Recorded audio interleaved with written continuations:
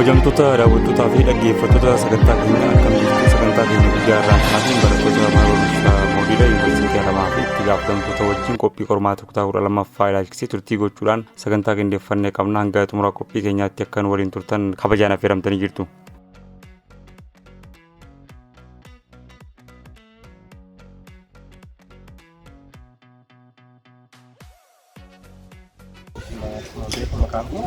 Abdi Tanah Jerawan berasa Abdi Tanah berasa Universiti Armaya Universiti Modules Kudi kita belum apa barang interaksi berkuda sudah ani kopi ini baka mana berumsakan jadi gersini beratu gara dia ada malifi yang kamu gara rai gale orang kita belum apa sih gale rai gale citorin nu kena gale buya buyota kan buyu gara buya nama sambatera balate citorin akan qormaata kan jechuun dandeenyu kutaa sagalii keessa kutuun kennama kutaa kudha mookiraasiitti baranna sirriitti deeggarsinuu kennamaa tureera bakka wanti guddaan waggoota lamaan kana barattoonni baay'een akka isaan kufanitti jechuun isaan bakka waan dubbinee jedhu wanti biraan hin jiru namni kamiyyuu dubbiseenna qormaata waan barbaade iyyuu jechuu danda'a maaliif keessumaa qormaata waggoota lama ba'aa jiranii daayirektilii kitaabarraa baasaa jiru waan ta'eef abbaanii kitaaba dubbisee jechuudha.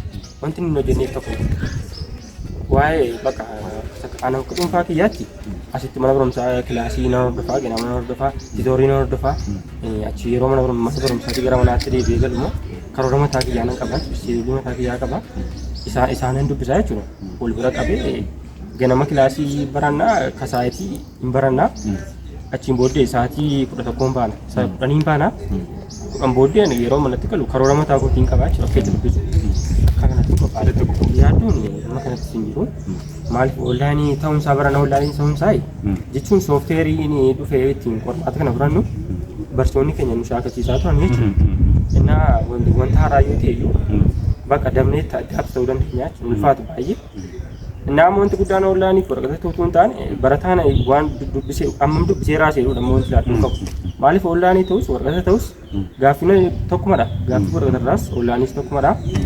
Nah barataa yoo dubbisee ta'e onlaayinii isa ta'u waraqatas ta'u wanti nuyi hojjenneef onlaayinii waan ta'eef barataa waan beeku waan dadhabuu hin jiru amma ta'etti bakka wanti guddaan immoo teenshinii jira yeroo qormaata yeroo waraqataa jira yeroo kan onlaayinii miti jechuun bakka amma kana of kontirool gochuu amma qormaanni intiraansii keenya kun eegaluuf deemutti akka barbaadan itti barattoonni jechuudha onlaayinii warreen fudhatanii yoo isaan sirriitti itti addaatti hin taane ta'e manni barnootaa isaanitti yoo waan jiru itti deemanii sirnaan shaakaluu qabu maaliif yeroo qormaata akka xiqqoo teenshiniin dhufee isaan hin beekamneef amma dirqamoo shaakaluu qabu jechuudha yeroo muraasa hafte kana keessatti amma warra soshaalii fi torban tokko tafee warra naachuraalii fi torban lama kan hin caalle tafee kana keessatti wanti dubbifamu hin jiru garuu bakka sammuu keenya sirriitti amansiifnee qophaa'uu qabnaa jechuudha yaadduu irraa walakka taane.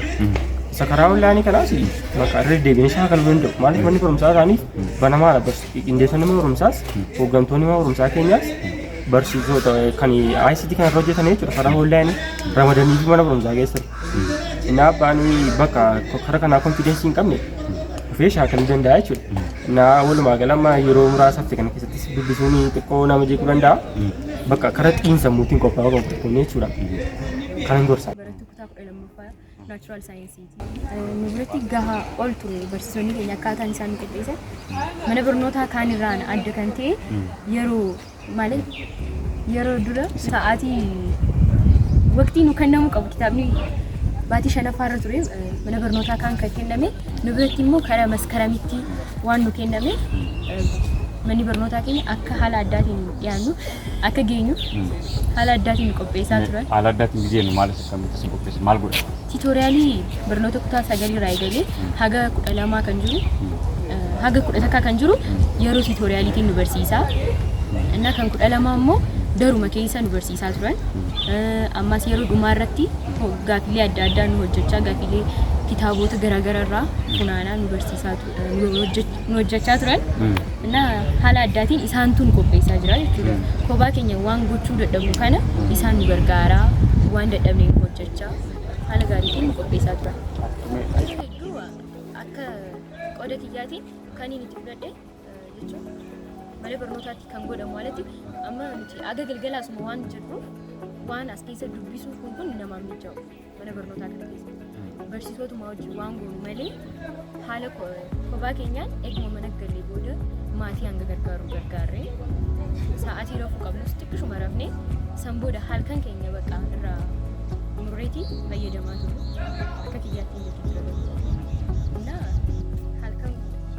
halkan saa 8 irraa eegalee halkan hafesan itti dubbisaa yeroo ammoo wanti qormaanni gisee dhiyaachaa dhufe immoo galgala walitti aansanii amma warri keenyaas waan bilisan godhaniif hojiirra itti qophaa'aa jira. Qormaata wal qabatee maaltu yaaddu isin? Onlaayinuma ta'uu isaa malee wanti biraan jiru jechuun waan iskiriinii kana hojii yeroo dheeraadhaaf waliin barre onlaayinii ta'uun isaa hedduu nama yaadachiisa.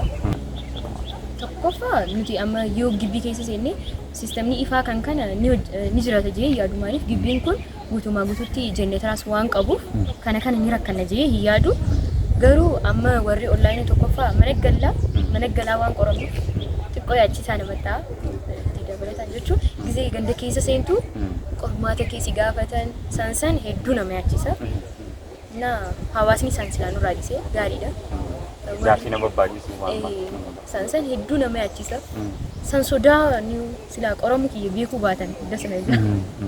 Jechuun gaaffiilee isaan nama gaafatan hedduu nama gaafatti. Haa ta'u malee barataan eeggannaadhaan tasgabbaa'ee gaaffii namaa dhiisee of beeka waan ta'eef namni sin beeku si of beeka tasgabbaa'ee firii isaa dandeettii isaa beeka isaa murteeffata. Kana beekuu qaba na wal qabatee baru. Dubartoota fa'aa maal gorsitan makkeenya? Dubartoonni keenya ilaalcha namaa dhiisnee waa hunda jecha namaatis dhiisnee bakka if qofa dhaggeeffachaa waan itti qophoofne qofa sa'aatii keenyaas dhiisnee bakka waan itti qophoofne bilisaan hojjechuu qabna jechuun yaada. Jechuun aga qophii keenya aga itti dadhabnee waan nutummaan beeknu dadhabbii keenya hojiidhaan takka ammoo qabxiidhaan agarsiisuudha malee bakka sanitti yaada isaaniitiif cinqamu gaarii miti. Yeroo ammaatiin keessaa qormaataaf yeroo qophaa'aa jirru kanatti gisee gaaffiiwwan adda addaa nu deebisan yaada isaanii deebisuuf osoo hin ta'in qabxii keenya hojjannee qabxii keenyaan yaada isaanii deebisuu jeetiin isaaniif deeggaru. Waan nama qoru tokko biyya addaa dhaqanii biyya addaa wal baruun kunu tokkoffaa qorumsa tokko saniifuu gahaa ta'uun keenya nuuf akka qorumsa tokkotti akka jabeenya tokkotti ilaalla. Biyya biraa dhaqanii baruun ka'a. Biyya biraatis ni barra namaan adda taanee warra keenya barsiisota barree irraa adda taanee barsiisota biraa keenya arguun keenyaas nuuf qorumsaas jabeensa keenyaas. Namni yoo qorumsa kana darbuu baatullee kun jabeensa isaati bakka achi dhaqee waan jabaatee sanirraa bilisa ta'eefu hedduun jabeessa nama sana. Barattoonni keessaafuu hanna qormaataati irraa bilisa akka ta'an baay'ee hojjechaa jira. Inumaatu Yuunivarsiitiinis hawaasnis barataanis ragaa ba'a. Barattoota kutaa tokkooti illee seeraan sakkattaamanii wanta akka odoo ragaa fudhatin akka walirraa oduu hojjetin mataa isaaniitti akka hojjetan bara deeggartaa irraa eegalee bara kanaas bara deeggartaas akkas godhaa irraa akkasitti qoramaa jiru mataa isaaniitti hojjechaa jiru. Inumaatu akka Biraanuu Naggaan kutaa 12 irraa eegalee kutaa 1 irraa eegalee jamaati hawaasni kana ragaa nu ba'aa jira. Barattoonni misaanirraa maaltu eegama kan mataa isaanii hojjetanii qabxii mataa isaanii fidu qabu. Hawaasnis kana irratti tumsuu qaba. At least namni namarraa waraabee teknooloojiidhaan haatee waan adda addaa godhee borba nama qabxii isan hin dubbanne isan agarsiifne fidee fail ta'uu qabu biyya darbuu qabu. Nama bilchaataa nama of danda'a nama ofii hojjetu qormaata ofii hojjetu biyyaas borba nama dhaabuu danda'u oomishuudhaaf. Qormaata silaa kutaa 12tti baay'ee of eeggannaadhaan akka biyyaatti qoramaa jiran kutaa tokko irraa eegallee qoraa jirutti. Innaa kana hawaasnis ragaa ba'aa jira. Even academic vice president professor Mangistuunis dhufee ilaalee jira. Kutaa tokko irraa eegalee jiran akkamitti akka qoramaa jirtu.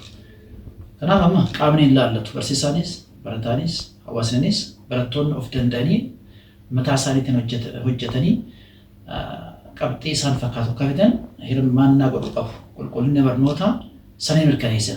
Namni of ta'ee ofii hojjetee qabxii isaa fidee qabxii isa fakkaatu kan isa ibsu fidee achirratti hojjechuu qaba. Dhimmoonni baay'een yaaddoo ni qabu keessaafuu onlaayinii irratti.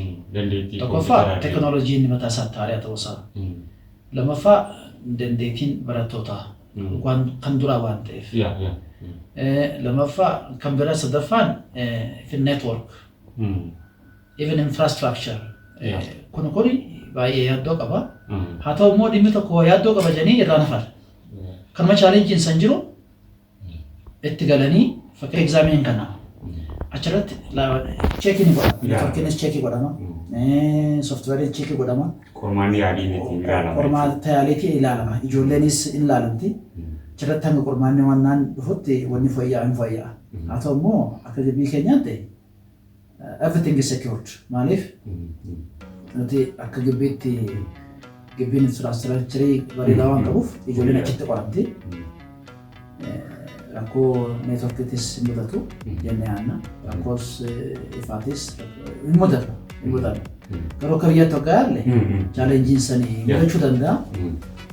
Garuu chaalenjii jira jedhanii bara jaarraa 21ffaa kanatti teekinooloojii ala of godhuun gaarii miti. Yuunivarsiitii chaalenjii san manneen barnoota naannoo jiranii mana barnootaa ammoo akkamoo kan modeelii kanaas kan nan boordingii deeggarsa biraa jira.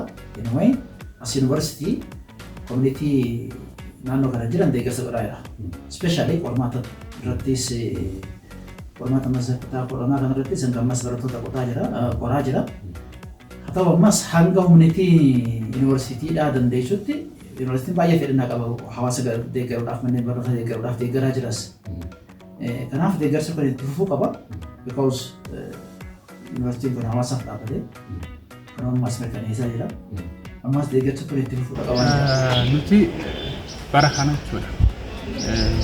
Barattoota keenya hanga danda'ame qopheessaa turreerra. Barattoonni qophaa'aa turanii baatii lammaffaarraa kaasnee barnoota deeggarsaa yookaan tiitoorii kennaa turreerra. Kanaaf barattoonni keenya isa sana hordofaa turaniiru jechuudha. Akkasumas guyyaa guutuudha kan isaan baratanii guyyaa boqonnaa isaanii guyyaa sattiif aladaa barnoota isaanii akka hordofaniif deeggarsa cimaa gochaa turreerra. Workishiitti adda addaas qopheessinee akka isaan shaakalan gochaa turreerra. Qormaata adda addaa qormaata moodeelii qormaata yeroo qorru moodeelii tara 4 fi sanii ol kan qoramanii dhibba keessaa kan isaan qoramanii qormaata taraansiitiin kan wal fakkaatu kan isaan qopheessinee isaan qoraa turreerra. Kanaaf barattoonni keenya qabxii gaarii ni galmeessu kan jedhu abdii guddaa qabna. Sirni barnootaa gaafa jijjiiramu dhiibbaa guddaa qaba. Fakkeenyaaf baranumaan jijjiiramee dhufe barnoota baayoloojii yoo fudhanne kitaabichi baay'ee guddaadha. Akkasumas immoo fuula tokkorra gara lamatti kan bahee jira. Baay'ee guddaadha jechuudha kitaabichi. Yeroo qabame keessatti hin xumuramu. Haa ta'uti garuu nuti haga danda'ame deemnee xumurree jirra. Haa ta'uti garuu barattoonni isa kana qofaayyuu dubbisanii fixuudhaaf yeroo dheeraatti fudhata waan ta'eef yeroo kun osoo kitaaba yeroo qopheessan ogeessota barsiisota osoo hirmaachisanii hayyoonni silaa hirmaatee barsiisan barsiisuu barsiisan barsiisuu osoo hirmaachisanii wanti kun salphata jedhee yaada. Hawaasa birattis ilaalcha barataa bira jirus hundi dhiibbaa qabaa jechuudha. Barattoonni abdii kutuu hamilee dhabuu hundis barattoota irraa ni mul'ata. Maaliif qormaanni nutti heddummaatee jira. Taraansiin ni jira. Yuunivarsiitii yoo deemnee jira. Kan hundaa wal qabatee dhufuun nutti baay'ate jedhanii abdii kutuu barattoota irraa ni mul'ata. Haga danda'amutti garuu barattoota keenya gorsuudhaan abdii akkam kutan jabaatanii akka hojjetan gochaa turreerra. Dhiibbaan walumaa galatti ni jira. Fakkeenyaa haga danda'ame bakki jirus xiqqoo ishii fooyya'aadha. Teekinooloojiinis intarneetis waan jiruuf haga tokko kaanirra fooyya'aadha. Barsiisan qophaa'ee ni seenaa jechuudha. Haa ta'uti garuu haala jireenya barsiisatirraa dirqama jireenya barsiisaa sirroofne sirni barnootaa sirraa hundaan. Maaliif barsiisan tokko beelaa daree seenee barattoota barsiisee ni ga'umsa jechuun baay'ee rakkisa. An akka kiyyaatti jechuudha gadi bu'ee jedhee yaadu. Maaliif yeroo duraanii baay'inni barataa nuti barsiifnu daree keessatti xiqqaadha. Amma garuu baay'inni barataa daree keessa jiru hedduudha. Hangam takka dhiibbaa qabachuudha. Amma fakkeenyaaf barataa 51 daree keessa tokko jira. amma daree tokko keessa barataa 51 jira. silaa meeqa ta'uu qaba? Silaa 25 akka 30 ta'e bareedaadha jechuudha. Fakkeenyaaf amma kutaa 11A barataa giceen tokko qaba. Isaanii sirriitti irratti hojjechuu dandeenya. Barattoota sanniin wanta barbaadan gochuu dandeessa. Kanneen garuu barataa 51 bira gahuudhaaf baay'ee rakkisaadha. Gahumsuufis baay'ee rakkisaa. Kanaaf baay'inni barataa dhiibbaa qabaa jechuudha. Akkasumas immoo bakki isaan dhufanis murteessaadha. Barattoonni keenya bakka adda addaa irraa dhufu hawaasa baratanii fi baranne irraa dhufu. Kanaaf hordoffiin maatiis laafadhaa jechuudha. Kanaafuu kana walitti dabalamee barataan qormaanni haaraan hin jiru. Qormaanni nama kanaan duraa jechuun kanuma daree keessattii fi daree keessatti wantoota barata waan ta'eef sodaachuu hin qabanii. Yoo ulfaates abdii kutuu hin qabanii. Kanaafuu sirriitti of qopheessuu qabanii ni hojjetu jennee abdii qabna. Onlaayiniidhaan wal qabatee barattoonni keenya onlaayinii irraa kan fagaatanii fi teekinooloojiitti dhiyoo waan ta'aniif ni hojjetan kan jennu abdii guddaa qabna. Garuu of eeggannoo gochuun barbaachisaadha. Maaliif wanti kun onlaayiniidha waan ta'eef wanti tuttuqqii yeroo hojjetan akka hin doongorre of eeggannoo gochuu qabanii hamileedhaan hojjechuu qabanii abdii kutuu qabanii onlaayinii waan ta'eef wanta haaraan hin jiru teekinooloojiitti dhiyoo waan ta'aniif yeroo hunda waan kanaan maaliif dhiyoo waan ta'aniif isaa sodaachisuun jiru jabaatanii hojjechuu qabu. Eeggamni gammadaa wanti qaama hundarraa hundi eeggama. Amma barattoota kana qopheessuudhaaf hamilee isaanii abdii akka hin kutanne hawaasarraa kaasee. Qormaata kutaa 12ffaa bara 2016 kan nama laachisee qophiin addaa barattoota mana barumsa mooriidhaa dura bu'ootaa akkasumattis barsiisota waliin ta'uudhaan qindeeffannee kana fakkaata. Barattoota qormaata kutaa 12ffaa bara kana fudhatan hunda carraa gaarii akka ta'u hawwina. Hanga xumura sagantaa keenyatti waan faana turtaniif guddaa galatoomaa. Oraa bulaa deebanaa.